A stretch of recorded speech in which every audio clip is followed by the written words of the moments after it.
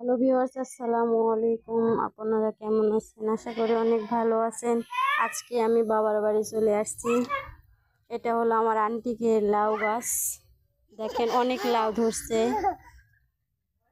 আগে অনেক আরো ধরছিল, কেটে বিক্রি করছে।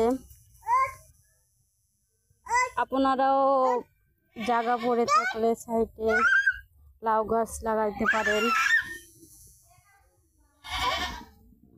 আমার মেয়েটা দেখেন নানির বাড়িতে এসে অনেক খুশি। সাইডে আমার বাবা মসজিদে আজান দিতে গেছে। এটা আমাদের মসজিদ, অনেক পুরনো মসজিদ।